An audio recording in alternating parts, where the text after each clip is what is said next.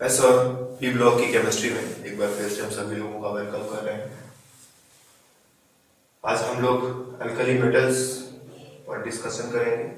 इससे पहले हम लोगों ने हाइड्रोजन देखा है, हाइड्रोजन और उसके कंपाउंड्स की स्टडी हम कर चुके हैं और हम अल्कली मेटल्स तक पहुंच गए हैं। पहले इनको स्टडी करेंगे, फिर इनके कुछ कंपाउंड्स भी जो यूजफुल है, इंपॉर्टेंट है, उनको भी देखेंगे। अल्कली मेटल्स मतलब कई बार हम बता चुके हैं और एक बार फिर से बताते हैं कि lithium, sodium, potassium, rubidium, cerium, francium इनको पीरियोडिक टेबल के पहले ग्रुप में रखा गया और यही जो है अल्कली मेटल्स कहे जाते हैं। हमें इन्हीं के बारे में स्टडी करनी है।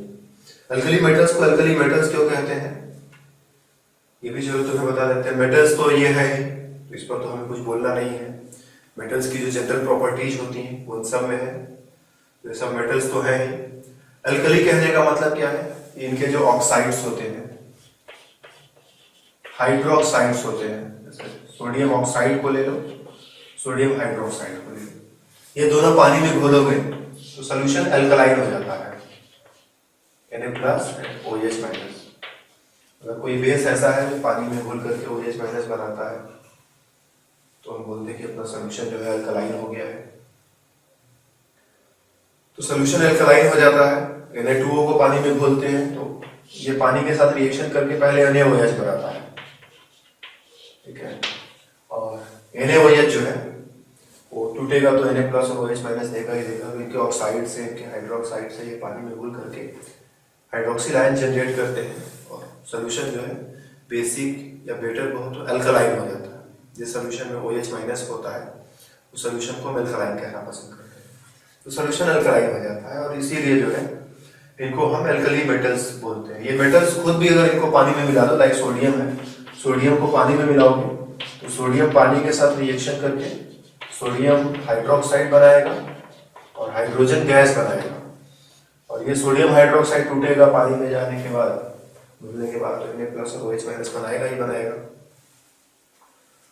तो सोडियम खुद भी जो है पानी में जाकर के सोल्यूशन को अल्कलाइन बना सकता है, लेकिन वो पहले रिएक्शन कर रहा है, ठीक है ना। पहले रिएक्शन हुआ, NaOH बना, देन सोल्यूशन अल्कलाइन हुआ।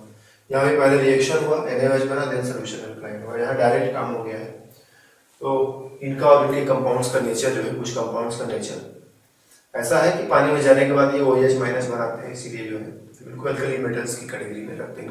इनका नाम जो है अल्कली मेटल्स रख दिया गया। तो अल्कली जो है इनको और इनके कंपाउंड्स के नेचर को बताता है थोड़ा सा, करेक्ट। एक सबसे पहला मुद्दा, इनको पीरियोडिक टेबल में एक साथ रखा गया है। तो क्यों रखा गया है, कभी कभी ये प्रश्न जो है एग्जाम में पूछते हैं।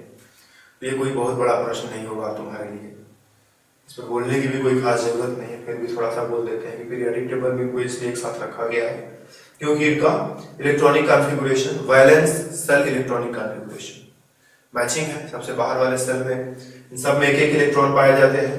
अगर SPDF के टर्म्स में बात करें तो इसका इलेक्ट्रॉनिक कॉन्फ़िगरेशन 2s1 पर खत्म होगा, 3s1, 4s1, 5s1, 6s1, 7s1 ऐसे इनके खत्म होंगे।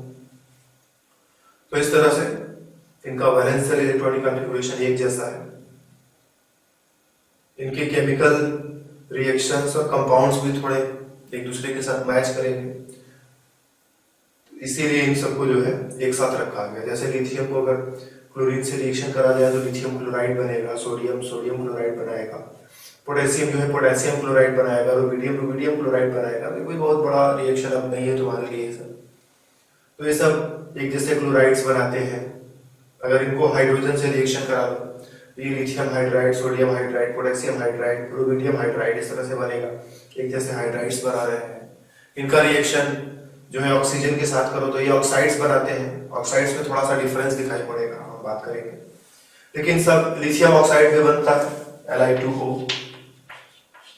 Sodium oxide Na2O, potassium oxide K2। इस तरह से एक जैसे ऑक्साइड्स बना रहे हैं और इसीलिए जो है एक जैसे कंपाउंड्स बना रहे हैं रिएक्शन करके, एक जैसा इलेक्ट्रॉनिक कॉन्फ़िगरेशन है, इसलिए इनको जो है पीरियोडिक टेबल में एक जगह रखा गया है। ये कोई बहुत बड़ी बात है तुम्हारे लिए नहीं है। जब जरूरत पड़ेगा इस बात को लिख भी देना और जरूरत पड़े तो एग्जाम्पल्स भी 2-4 लिख देना, बात पूरी हो जाएगी। हमें स्पेशली जो है इनके प्रॉपर्टीज की बात करनी, इनका प्रॉपर्टी कैसा है, ये किस तरह का केमिकल बिहेवियर दिखाते हैं।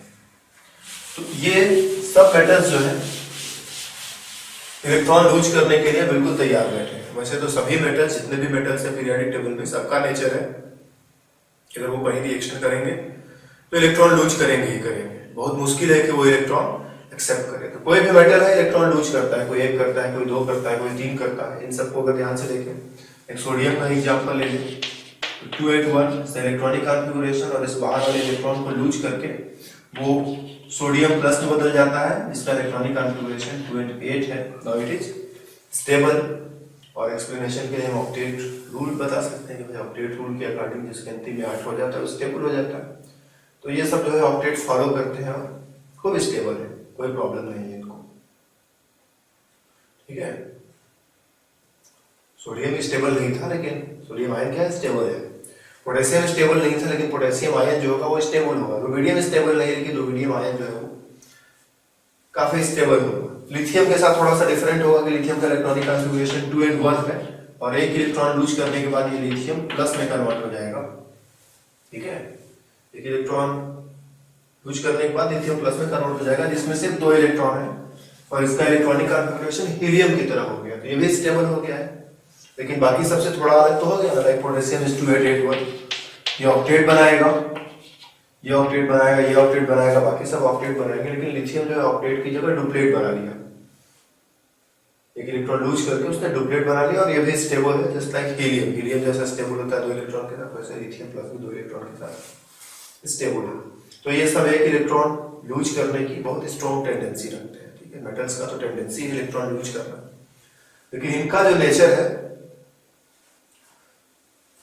ये सब बहुत स्ट्रांगली इनकी इच्छा होती है कि जल्दी इलेक्ट्रॉन निकालो, ताकि स्टेबिलिटी हमारी बढ़ जाए, हम स्टेबल हो जाए, जल्दी से इलेक्ट्रॉन निकालो। और जो इलेक्ट्रॉन लूज ये करेंगे, किसी न किसी को तो लेना पड़ेगा, और जिसने इलेक्ट्रॉन लिया उसका हो गया रिडक्शन। तो कोई भी आएगा उनके सामने, तुरंत अपना इलेक्ट्रॉन उसको थमा देंगे, ये लो इलेक्ट्रॉन। ठीक है, जैसे ही कोई इसको दिखेगा तुरंत अपना इलेक्ट्रॉन जो है उसको दे देंगे। कुछ जो है बहुत कमजोर होंगे, तुरंत इलेक्ट्रॉन ले लेंगे डर के मारे, कुछ थोड़े मजबूत होंगे, थोड़ा रेजिस्ट करेंगे, लेकिन जनरली ये सबको जो है इलेक्ट्रॉन देने में सफल हो ही जाते हैं। कोई भी आ जाए, लो इलेक्ट्रॉन उसको दे करके भेज देते हैं, खुद स्टेबल हो जाते हैं, और सामने वाले का जो होगा दिखा देगा। इनके पास इलेक्ट्रॉन, एक इलेक्ट्रॉन एक्स्ट्रा है, और उसको ये लूज करने के लिए बहुत एक्साइटेड है, बहुत इनको जल्दी है, बहुत इनकी इच्छा है, बहुत इनका मन है कि इलेक्ट्रॉन को जल्दी लूज करो और जल्दी स्टेबल करो। तो इलेक्ट्रॉन देंगे, और इस इलेक्ट्रॉन को किसी न किसी को लेना पड़ेगा, और जो लेगा उसका रिडक्शन हो जाएगा। मीन्स ये सब रिड्यूसिंग एजेंट्स का काम करेंगे। इनके जितने भी रिएक्शंस हम देखेंगे, इन सभी रिएक्शंस में ये रिड्यूसिंग एजेंट्स की तरह से वर्क करेंगे। ये सब बहुत अच्छे रिड्यूसिंग एजेंट्स। ठीक है, जहां कोई रिडक्शन करना चाहते हैं, नहीं काम बन रहा है, लगा दो इनको, काम बन जाएगा।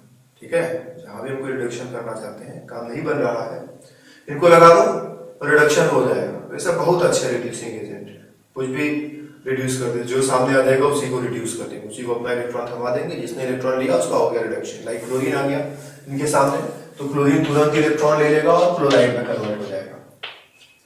ठीक है, इनके सामने पानी आ गया, तो पानी में क्या है, 2 पार्ट है। पानी को हम ऐसे लिख सकते हैं HOH, ये वाला पॉजिटिव पार्ट और ये वाला नेगेटिव पार्ट। ऑक्सीडेशन स्टेट के टर्म्स में पानी का मॉलिक्यूल कोवैलेंट है। ठीक है, अगर हम इस ग्रुप वाइज देखें, तो इस ग्रुप का ऑक्सीडेशन स्टेट +1 है और इसका -1 है।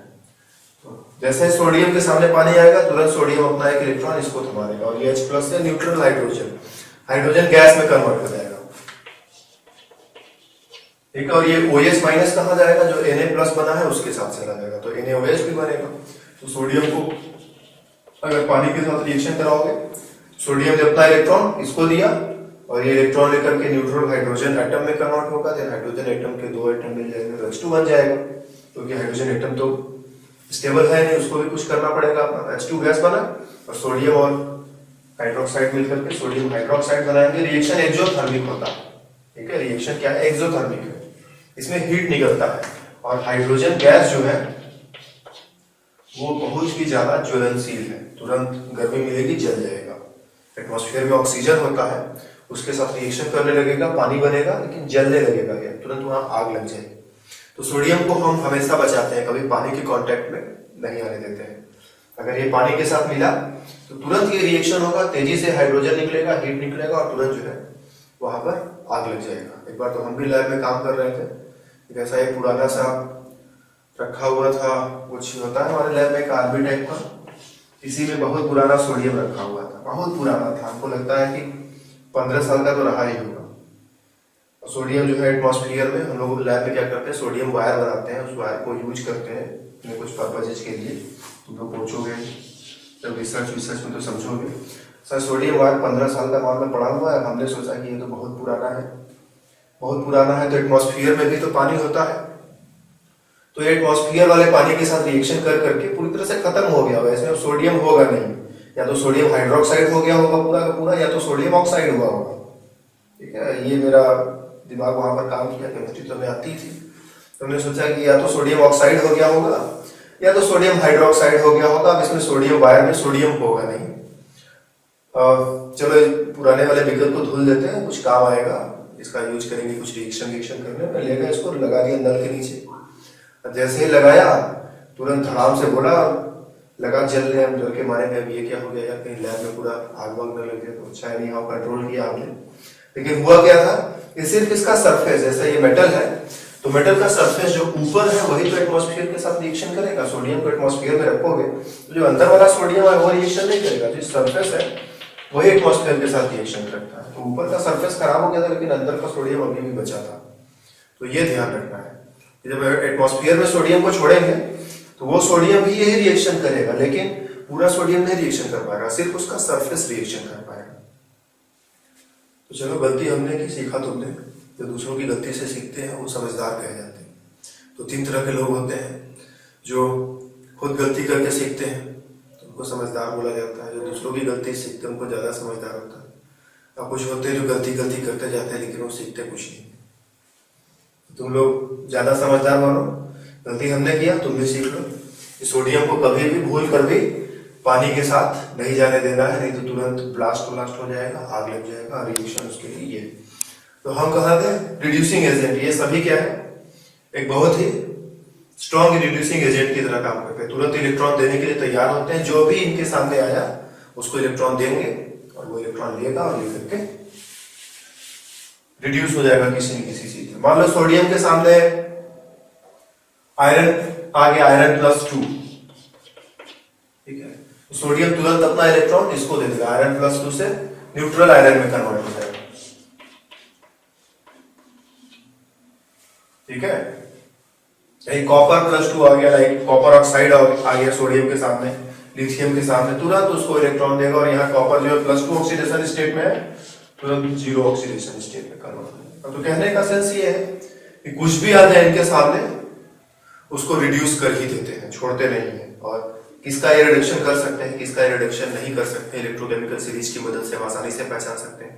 रिडक्शन रिएक्शन में हम लोगों ने थोड़ा इलेक्ट्रोकेमिकल सीरीज पर फोकस किया था, ये इलेक्ट्रोकेमिकल सीरीज है, इसमें ऐसा ऐसा रिएक्शन हो सकता है। इलेक्ट्रोकेमिकल सीरीज की मदद से हम आसानी से देख सकते हैं कि किसका रिडक्शन कर सकते हैं और किसका रिडक्शन नहीं कर सकते। तो मोस्ट ऑफ द चीजों का ये रिडक्शन कर देते हैं, मेरा कहना ये है। ठीक है, किसी का ऑक्सीडेशन करना इनके बस में नहीं है, बस केवल और केवल रिडक्शन कर देते हैं, क्योंकि सब इलेक्ट्रॉन लूज करने के लिए तैयार है और सब रिडक्शन करने के लिए तैयार है। लिथियम जो है, जहां तक मेरा एक्सपीरियंस है, ये सबसे स्ट्रॉन्ग रिड्यूसिंग एजेंट है। ठीक है, रिड्यूसिंग एजेंट में कई चीजें मायने रखती है। जैसे लिथियम रिड्यूसिंग एजेंट क्यों है, सबसे पहला चीज की लिथियम इलेक्ट्रॉन लूज करने के लिए बिल्कुल तैयार बैठा है, ये लिथियम से लिथियम प्लस बनाने के लिए बिल्कुल तैयार बैठा है। जैसा ही मौका मिलेगा लिथियम से लिथियम प्लस बनाएगा और इलेक्ट्रॉन जो है किसी और को देगा। तो रिडक्शन तब तक नहीं होगा जब तक कोई इलेक्ट्रॉन लेने वाला मौजूद न रहे। अकेले लिथियम पड़ा रहेगा तो रिडक्शन नहीं होगा। जब तक कोई ऐसा नहीं आता है लिथियम के पास जिसको ये अपना इलेक्ट्रॉन दे सके, तब तक रिडक्शन नहीं होगा। लिथियम के पास सोडियम आ जाएगा तो थोड़े उसका रिडक्शन होगा, क्योंकि सोडियम भी इलेक्ट्रॉन देने के लिए तैयार नहीं है, तो कैसे रिडक्शन होगा। तो लिथियम के पास कुछ ऐसा आ जाए, ऑक्सीजन आ जाए, क्लोरीन आ जाए, पानी आ जाए, कुछ आ जाए, तुरंत इलेक्ट्रॉन देने के लिए तैयार है। ओके, तो एक बहुत ही अच्छा रिड्यूसिंग एजेंट है, स्पेशली पानी में, एक्वस मीडियम में ये बहुत ही बेहतरीन रिड्यूसिंग एजेंट का काम करता है। क्यों रिड्यूसिंग एजेंट का काम कर रहा है? पहला पॉइंट, किसने लिथियम आयन बनाया, इलेक्ट्रॉन लूज किया। दूसरा चीज, अगर कुछ ऐसा है जो लिथियम आयन को स्टेबल बनाता है। तो ये रिएक्शन और आराम से होगा। कोई ऐसा फैक्टर है, कोई ऐसा चीज है जो लिथियम आयन को और भी ज्यादा स्टेबल बनाता है, तो ये रिएक्शन और भी आराम से होगा, तुरंत इलेक्ट्रॉन निकालेगा और भी ज्यादा स्ट्रॉन्ग रिड्यूसिंग एजेंट का काम करेगा। तो लिथियम आयन की खासियत है कि बड़ा छोटा होता है, ठीक है। जैसे पानी में जाता है, हम जानते हैं कि पानी के मॉलिक्यूल जो है उनमें दो पोल्स होते हैं, positive pole and negative pole. तो लिथियम जैसे ही पानी में पहुंचेगा, पानी जो है अपना नेगेटिव पोल लिथियम की तरफ कर देगा, ठीक है। ये अपना नेगेटिव पोल लिथियम की तरफ कर देगा। तो ये है लिथियम, पानी ने अपना नेगेटिव पोल इसकी तरफ कर दिया। इस तरह से पानी के ढेर सारे मॉलिक्यूल इसके साथ अपने आप को जोड़ देंगे। इसके पॉजिटिव चार्ज और पानी के नेगेटिव पोल को, इसके पॉजिटिव चार्ज और पानी के नेगेटिव पोल के बीच में अट्रैक्शन होगा, पानी के मॉलिक्यूल्स इससे जुड़ जाएंगे। इसको हम बोलते हैं हाइड्रेशन, ठीक है। और ये बहुत छोटा है, इसका चार्ज जो है बहुत कंसंट्रेट होता है, इसलिए इसका हाइड्रेशन जो है बहुत हैवी हो जाता है, ठीक है। इसका हाइड्रेशन, इसके बाद दूसरा लेयर, ऐसा नहीं बस डायरेक्ट के बाद एक और लेयर, ये इसका हाइड्रेशन जो है बहुत हैवी हो जाता है और ये अब बहुत ज्यादा स्टेबल हो गया, क्योंकि पॉजिटिव को स्टेबल बनाने के लिए नेगेटिव चाहिए और यहाँ ढेर सारे पानी के मॉलिक्यूल्स इसको घेर लिए, सब अपना नेगेटिव इंडेक्स की तरफ कर दिए। अब ये बहुत आराम से, बहुत कंफर्टेबल महसूस कर रहा है। जैसे ठंडा लगता है तो ढेर सारा रजाई ओढ़ दो, कंबल ओढ़ दो तो ठंडा चला जाता है, ठीक। कुछ वैसा ही सिचुएशन इसका है कि भाई इसको ठंडा लग रहा था, पॉजिटिव चार्ज था, इसको नेगेटिव की जरूरत थी, सब अपना जो है उसके ऊपर आ गए और उसको जो है नेगेटिव अपना इसकी तरफ कर दिया और एक खूब स्टेबल हो गया। सोडियम भी ऐसा ही करता है, लेकिन सोडियम इतना ज्यादा नहीं कर पाता है, ठीक है। सोडियम जो है इतना ज्यादा नहीं कर पाता है, क्योंकि सोडियम का साइज थोड़ा सा बड़ा है, समझ रहे मेरी बात है। सोडियम का साइज क्या है, थोड़ा बड़ा होता है। तो पॉजिटिव चार्ज छोटे जगह में है, पॉजिटिव चार्ज बड़े जगह में है। सोडियम पर भी एक पॉजिटिव आता है, लिथियम पर भी एक पॉजिटिव आता है। पॉजिटिव चार्ज छोटे जगह में है, बड़े जगह में है, तो यहाँ इसका कंसंट्रेशन और डेंसिटी ज्यादा होती है, मतलब ये यहाँ पर ज्यादा पावरफुल तरीके से काम कर रहा है और यहाँ पर ये कम पावरफुल तरीके से काम कर रहा है। तो इसका हाइड्रेशन स्ट्रॉन्ग होता है, इसका हाइड्रेशन कमजोर होता है। तो अगर हम नेकेड लिथियम आयन देखें, नेकेड सोडियम आयन देखा, मतलब हाइड्रेशन नहीं हुआ है, सबसे पहले की बात है। लिथियम आयन छोटा है, सोडियम आयन बड़ा है। हाइड्रेशन के बाद का स्टोरी क्या है कि हाइड्रेशन इतना हैवी होता है, ये बड़ा हो जाता है और ये छोटा हो जाता है। इसको ढेर सारे पानी के मॉलिक्यूल्स घेर लेंगे, इसका साइज खूब बड़ा हो जाएगा, और इसको जो है कम पानी के मॉलिक्यूल्स घेरेंगे तो इसका साइज जो है हाइड्रेशन के बाद इससे छोटा रहेगा, करेक्ट। तो लिथियम आयन छोटा है, सोडियम आयन बड़ा है, लेकिन हाइड्रेटेड लिथियम आयन बड़ा है और हाइड्रेटेड सोडियम आयन छोटा है। केस उल्टा हो जाता है, कभी कभी एग्जाम में पूछते हैं कि लिथियम, सोडियम, पोटेशियम, रुबिडियम, इन सब का बताओ कि कौन छोटा है कौन बड़ा है, तो बोलेंगे छोटा उससे बड़ा, उससे बड़ा, उससे बड़ा। हाइड्रेशन हो गया तो स्टोरी उलट गई, सबसे बड़ा उससे छोटा, उससे छोटा, उससे छोटा। जो जितना बड़ा होगा उसका उतना कम हाइड्रेशन होगा। तो हाइड्रेशन के केस में ये सबसे बड़ा हो जाता है और हाइड्रेशन न होने के केस में ये सबसे छोटा रहता है। तो ये ध्यान देना है कि हाइड्रेशन के कारण हाइड्रेटेड लिथियम आयन इन सबसे बड़ा हो जाता है। जब तक हाइड्रेशन नहीं था तब तक सबसे छोटा था, हाइड्रेशन के बाद सबसे बड़ा हो गया और इस हाइड्रेशन से स्टेबिलिटी मिलती है और इसीलिए पानी में ये और भी स्ट्रॉन्ग रिड्यूसिंग एजेंट का काम करता है। पानी में सबसे स्ट्रॉन्ग रिड्यूसिंग एजेंट का काम करता है, ठीक है।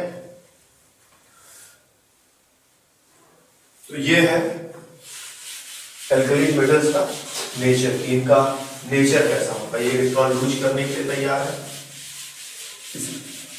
इसीलिए ये रिड्यूसिंग एजेंट का काम करते हैं। और रिड्यूसिंग नेचर जो है केवल इलेक्ट्रॉन लूज करने पर ही डिपेंड करता है और भी कई सारी चीजों पर डिपेंड करता है।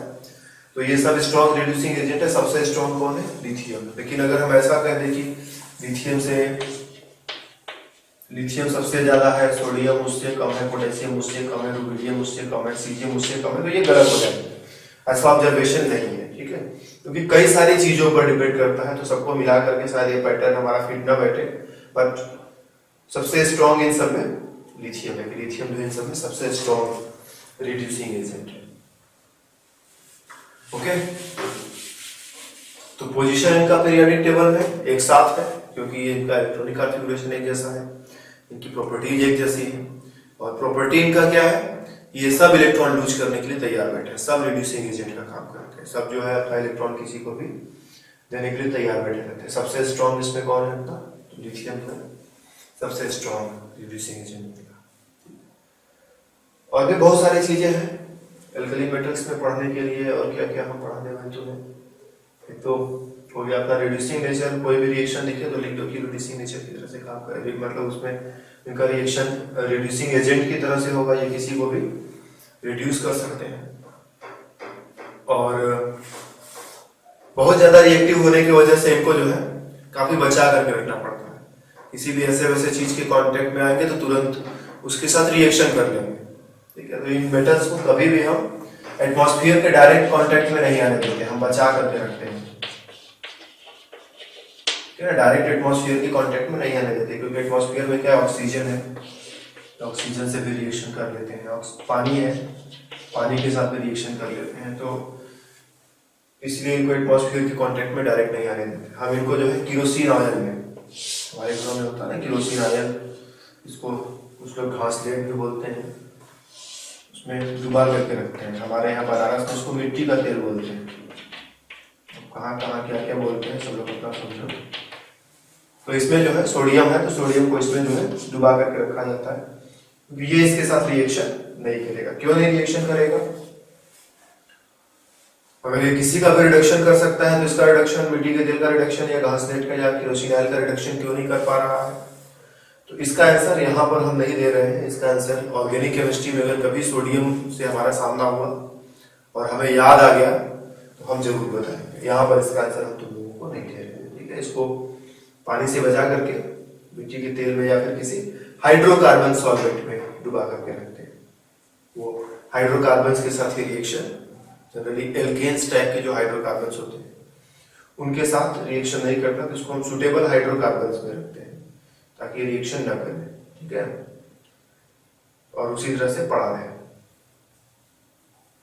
इसके बाद इनको बनाने के बाद भी थोड़ी सी चलो करते हैं। ये बहुत ही यूजफुल है, रिड्यूसिंग एजेंट के तौर पर इनका यूज करते हैं भाई, और इनका बहुत सारा यूज है। अब उन यूज को हम वन बाय वन यहाँ नहीं गिनाने जा रहे हैं। तो बहुत यूजफुल मेटल्स है ये, कुछ जगहों पर इनका बहुत यूज भी होता है, देखेंगे बताएंगे बाद में। तो इसीलिए इनको जो है बनाना भी काफी इंपॉर्टेंट है। इनको बनाएंगे कैसे, ये नेचर में मिलेंगे कहाँ पर हमें, जैसे सोडियम है तो सोडियम फ्री कहीं नहीं मिलेगा हमें, मतलब फ्री फॉर्म में, फ्री मतलब वो पैसे वाला फ्री नहीं है, केमिकली फ्री का बात है, मतलब ये केमिकली फ्री हमको नहीं मिलेगा। सोडियम हमें सोडियम क्लोराइड के रूप में मिलेगा, सोडियम सल्फेट के रूप में मिल सकता है, सोडियम कार्बोनेट के रूप में मिल सकता है, ठीक है। तो किसी न किसी नेगेटिव आयन के साथ पॉजिटिव आयन के रूप में सोडियम हमें मिलेगा, फ्री सोडियम नहीं मिलेगा। और फ्री सोडियम हमें चाहिए तो हम कहां से लाएंगे, यहां से निकाल दो, ठीक है। इसी तरह से बाकी सारे एल्कली मेटल्स का भी वही स्टोरी है, निकाल। लेकिन निकालना क्या इतना आसान है, Na+ है उसको सोडियम में बदलना है, केवल बात निकालने की नहीं, जैसे हाथ डाला सोडियम क्लोराइड में और एक मुट्ठी जो उसमें से सोडियम निकाले। हमारे घर में नमक है, ऐसा नहीं है कि उसमें से हम एक मुट्ठी सोडियम निकाल लेंगे, ऐसा पॉसिबल नहीं, उसका रिएक्शन करना पड़ेगा। नमक में जो सोडियम आयन है उसको सोडियम में कन्वर्ट करना, निकाल लेने का मतलब ये। यहां से यहां आने में क्या हो रहा है, रिडक्शन हो रहा है, कि इलेक्ट्रॉन लेगा रिडक्शन हो जाएगा। रिडक्शन करेगा कौन, ये तो सबसे ज्यादा स्ट्रॉन्ग रिड्यूसिंग एजेंट तो यही है, ठीक है। एल्कली मेटल्स जो है सबसे ज्यादा स्ट्रॉन्ग रिड्यूसिंग एजेंट्स की कैटेगरी में आते हैं, बहुत ज्यादा स्ट्रॉन्ग रिड्यूसिंग एजेंट्स है। तो ये तो खुद सबका रिडक्शन करते हैं, इनका रिडक्शन कौन करेगा, ठीक है। जो खुद सबका रिडक्शन कर देता था, सोडियम मेटल खुद सबका रिडक्शन कर देता था। अभी क्या जरूरत है, सोडियम आयन का रिडक्शन करके सोडियम बनाओ, तो इस रिएक्शन को कोई कर नहीं पाएगा इतनी आसानी से, ठीक है। तो इसीलिए हम इसका इलेक्ट्रोलाइटिक रिडक्शन करते हैं, डायरेक्ट बिजली का करंट यूज करते हैं और इसका हम रिडक्शन करते हैं। हम इलेक्ट्रोलाइटिक सेल में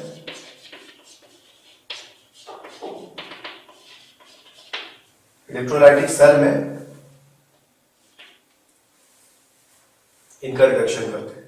इलेक्ट्रोलाइटिक सेल होता है, सेल हम बना लेते हैं, इसमें 2 इलेक्ट्रोड लगा देते हैं, ठीक है। ये हमारा सेल, हमने 2 इलेक्ट्रोड लगा दिया। यहाँ पर हमने NaCl जो है मोल्टेन NaCl, मोल्टेन मतलब पिघला दिया है, खूब गर्म किया, खूब गर्म किया, 1200-1300 डिग्री पर जो है ये पिघल जाएगा, आसानी से पिघलेगा नहीं। आयनिक कंपाउंड जो है आसानी से पिघलते नहीं, तो आयनिक कंपाउंड है, इसको पिघलाना जो है आसान नहीं है। तो 1200 डिग्री सेल्सियस का टेम्परेचर देंगे तो ये पिघलेगा तो यहाँ पर रहेगा, जिसमें सोडियम आयन होगा, क्लोराइड आयन होगा, और हम इलेक्ट्रोड्स को बैटरी के पॉजिटिव और निगेटिव प्लेट से जोड़ देते हैं। तो सोडियम आयन यहाँ जाएगा, सोडियम आयन निगेटिव वाले पर जाएगा, पॉजिटिव आयन निगेटिव पर जाएगा, निगेटिव आयन पॉजिटिव इलेक्ट्रोड पर जाएगा। ये यहाँ पर जाकर के सोडियम आयन से सोडियम मेटल बना लेगा, एक इलेक्ट्रॉन लेगा, और इधर जो है क्लोराइड आयन जो है इलेक्ट्रॉन लूज करके क्लोरीन गैस में कन्वर्ट होंगे। तो ये इलेक्ट्रॉन दे रहा है, ये इलेक्ट्रॉन ले रहा है, लेकिन डायरेक्टली पॉसिबल नहीं है, ठीक है। अपना इलेक्ट्रॉन इतनी आसानी से इसको देने के लिए नहीं मानेगा। इलेक्ट्रॉन कब देगा? जब इलेक्ट्रिसिटी का झटका देंगे। क्लोरीन जो है आसानी से मानेगा नहीं इलेक्ट्रॉन देने के लिए, कब मानेगा? जब इसको बिजली का झटका दिया जाएगा तब मानेगा, तब जो है इलेक्ट्रॉन देगा और इसको इलेक्ट्रॉन लेना पड़ेगा, लेकर के वो सोडियम में करना पड़ता है। तो इलेक्ट्रोलाइटिक रिडक्शन, कोई केमिकल रिडक्शन NaCl का करना खेल नहीं है बच्चों का, और इसमें तेल निकल जाएगा अच्छे। तो सोडियम क्लोराइड का रिडक्शन बहुत आसान नहीं है। इनफैक्ट जो एल्कली मेटल्स हैं इनके किसी भी कंपाउंड का रिडक्शन इतना आसान नहीं है, और हमको इलेक्ट्रोलाइटिक रिडक्शन ही करना पड़ता है। बिजली का झटका देते हैं तब जाकर के इनका रिडक्शन होता है। तो सोडियम आयन से सोडियम बना, इसी तरह से अगर पोटेशियम है, पोटेशियम क्लोराइड का रिडक्शन करके पोटेशियम आयन से पोटेशियम बना सकते हैं। और ध्यान ये देना है कि ये रिएक्शन करते समय पानी वानी बिल्कुल भी नहीं है। इसके दो रीजन हम दे सकते हैं। पहला सिंपल रीजन कि अगर पानी मान लो यहाँ पर है तो वो पानी तुरंत सोडियम से रिएक्शन कर जाएगा। जो सोडियम इतनी मेहनत से बन रहा है, बहुत बिजली खर्च करके इतना टेम्परेचर लगाए तब जाकर के पिघला है, बिजली खर्च किए तब जाकर के बना है, वो तुरंत पानी से रिएक्शन करके फिर से सोडियम हाइड्रोक्साइड में कन्वर्ट हो जाएगा। तो अगर ये पानी इसको मिल गया एनी हाउ तो सोडियम हाइड्रोक्साइड में कन्वर्ट हो जाएगा, मतलब फिर से Na+ और OH-। तो इतना मुश्किल से सोडियम आयन से सोडियम बना था, और जैसे ही पानी दिखेगा तुरंत अपना इलेक्ट्रॉन वो पानी को दिया और ये सोडियम में फिर से कन्वर्ट हो गया। कोई फायदा नहीं हुआ इस रिएक्शन में, नहीं पानी नहीं होना चाहिए। कभी पूछता है कभी कभी कि सोडियम क्लोराइड से सोडियम बनाने के लिए NaCl का सोल्यूशन नहीं यूज करते हैं, हम NaCl को मोल्टन स्टेट में लेते हैं। ऐसा क्यों है? क्योंकि अगर पानी रहेगा तो सब काम जो है हमारा किया कराया काम खराब कर देगा, ठीक है। ये पानी जो है सोडियम आयन से सोडियम बनने नहीं देगा, फिर से सोडियम आयन बना देगा। एक आंसर हम ये दे सकते हैं। दूसरा आंसर हम इलेक्ट्रोकेमिस्ट्री के टर्म्स में भी दे सकते हैं कि पानी और सोडियम आयन दोनों मौजूद है सोल्यूशन में, सोडियम आयन का कुछ नहीं होगा, रिडक्शन पानी का होता है, ठीक है। तो कभी दूसरे मुद्दे पर, दूसरे मौके पर उसकी बात करेंगे। यहाँ से ये ध्यान रखो कि पानी के साथ ऐसा पॉसिबल नहीं, इसीलिए किसी भी एल्कली मेटल को बनाने के लिए पानी में सोल्यूशन नहीं बना सकते हम। लिथियम क्लोराइड भी है तो उसका पानी में सोल्यूशन नहीं बना सकते, उसको मोल्टन लिथियम क्लोराइड लो और उसका इलेक्ट्रोलाइसिस कराओ। पोटेशियम क्लोराइड को पिघलाओ फिर उसका इलेक्ट्रोलाइसिस कराओ। और समझ रहे हो, इनको पिघलाना बहुत मुश्किल है, इनका मेल्टिंग पॉइंट बहुत ऊंचा होता है, 1200, 1300, 1400 ऐसा डिग्री सेल्सियस में होता है। उतना टेम्परेचर बनाना बहुत मुश्किल होता है, इसीलिए इनका जो प्रोसेस है ये बहुत डिफिकल्ट प्रोसेस है।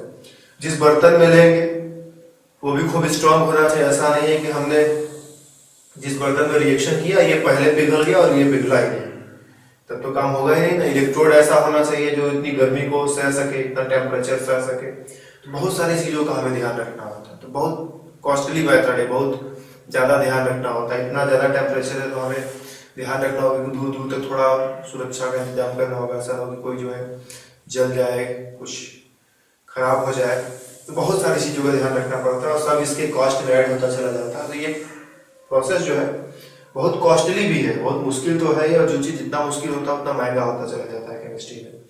तो सोडियम बनाना बहुत कॉस्टली है, और एक बार जो ये बन जाएगा तो हम इसको बचा करके केरोसिन में डुबा करके रखते हैं ताकि खराब ना हो अपने आप, जब हम जहाँ यूज करना चाहें वहां उसका यूज कर सकें। ओके, ये है हमारा इनको बनाने पर एक छोटा सा लेक्चर कि कैसे बनाएंगे, बनाते समय क्या सावधानियां हमें रखनी, ठीक है। ये कुछ ऐसा वैसा चीज नहीं होना चाहिए जो इनके साथ रिएक्शन कर सके। बनाने के लिए हमारे पास जो मेथड अवेलेबल है वो है कि इनका हम इलेक्ट्रोलाइसिस करें, इनके किसी सॉल्ट का इलेक्ट्रोलाइसिस करें, उसी से बनेंगे। तो एल्कली मेटल्स पर मेरी तरफ से यही और इतना ही। कुछ और भी चीजें हैं फिलहाल एल्कली मेटल्स में, इन सबको जो अभी तक हमने बोला है उसको हम पहले क्लास में कन्वर्ट कर देते हैं कि ये एल्कली मेटल्स के ऊपर पहला क्लास रहा। एक और क्लास हम लेंगे एल्कली मेटल्स के ऊपर, जिसमें बचे कुछ प्रॉपर्टीज इनके, और स्पेशली लिथियम जो है बाकी सोडियम वगैरह से थोड़ा सा अलग बिहेवियर दिखाता है, उसकी भी बात करेंगे। इनके कुछ और भी प्रॉपर्टीज हैं, इनको हम अलग क्लास में देखेंगे। यहाँ पर स्पेशली हम इनके रिड्यूसिंग नेचर पर फोकस करना चाहते हैं, और हमको लगता है कि हम लोगों ने काफी अच्छा फोकस किया। इनको ये इलेक्ट्रॉन देने के लिए तो बहुत आसानी से मान जाते हैं, लेकिन जब वापस इलेक्ट्रॉन लेने की बारी आती है तो वो बहुत मुश्किल है। मतलब ये बहुत अच्छे रिड्यूसिंग एजेंट है, लेकिन इनका खुद का रिडक्शन बहुत मुश्किल है। मतलब इनके आयंस का, सोडियम का रिडक्शन तो ऐसे भी नहीं होगा। सोडियम से सोडियम आयन बनना जितना आसान है, सोडियम आयन से वापस सोडियम बनना उतना ही मुश्किल है। तो इस डायरेक्शन में रिएक्शन बहुत आसान है, लेकिन इस डायरेक्शन में रिएक्शन बहुत मुश्किल है। तो ये सोडियम से सोडियम आयन खूब आराम से बनाएगा, बहुत अच्छा रिड्यूसिंग एजेंट है। लेकिन वापस अगर हमको इसका सोडियम आयन को सोडियम में कन्वर्ट करना है तो हमको एक दूसरा रिड्यूसिंग एजेंट चाहिए, वो मिलेगा नहीं हमें, हमको इलेक्ट्रोलाइटिक रिडक्शन करना पड़ेगा। तो ये ध्यान देना थोड़ा, इस एल्कली मेटल्स का पोजीशन क्या है और इनका नेचर कैसा है। इनको बनाते समय हमें केमिस्ट्री के पीछे थोड़ा ध्यान देना है कि किस तरह का केमिस्ट्री यूज करके हम इनको बना रहे हैं। सिर्फ ये नहीं कि बस रिएक्शन लिख दिया, लिखने को तो सिर्फ इतना ही लिख दिया जाए, हम इतना लिख दें। ये लीजिए सोडियम क्लोराइड है, करेक्ट, सोडियम क्लोराइड है, और हमने इसका इलेक्ट्रोलाइसिस किया, सोडियम बन गया और क्लोरीन बन गया। It's very simple. लेकिन सिर्फ इतना लिखने से बात नहीं बनता है। हो सकता है कि कहीं एग्जाम में हमारा इतना लिखने से काम बन जाए, लेकिन हम सिर्फ इतना ही पढ़ाएंगे तो तुम्हारा काम नहीं बनेगा। ठीक है, तुम्हें सब कुछ बताना पड़ेगा हमें कि ये रिएक्शन कितना मुश्किल है, सोडियम क्लोराइड का जो रिडक्शन है वो कितना मुश्किल है, हम इलेक्ट्रोलाइसिस क्यों यूज कर रहे हैं। हम कोई कॉमन रिड्यूसिंग एजेंट, बहुत सारे रिड्यूसिंग एजेंट होते हैं, तो हम किसी रिड्यूसिंग एजेंट का यूज क्यों नहीं कर ले रहे हैं। अब इलेक्ट्रोलाइसिस जैसा महंगा मेथड क्यों यूज कर रहे हैं, सोडियम क्लोराइड को पिघलाने क्यों जा रहे हैं, क्योंकि बिना पिघलाए कोई दूसरा हमारे पास रास्ता है ही नहीं। सोडियम क्लोराइड इतनी आसानी से मानेगा नहीं, तो पहले मेल्ट करेंगे, सोडियम आयन बनेगा, क्लोराइड आयन बनेगा, फिर बिजली का झटका देंगे, तब जाकर के काम बनेगा। तो ये है इस क्लास का theme, reducing and oxidizing nature. ठीक है, ऑक्सीडाइजिंग की तो कोई खास हमने बात नहीं की, हमने रिड्यूसिंग की बात की। सोडियम मेटल या फिर एल्कली मेटल्स में बहुत अच्छे रिड्यूसिंग एजेंट्स हैं, और वापस इनकी आयन को मेटल में रिड्यूस करना बहुत मुश्किल है। हमने थोड़ा साइज पर भी बोला, हाइड्रेशन पर भी बोला, तो इन सबको याद रखो। बाकी और भी चीजें हैं एल्कली मेटल्स पर, उनके लिए हम फिर से मिलेंगे, लेकिन दूसरी क्लास में।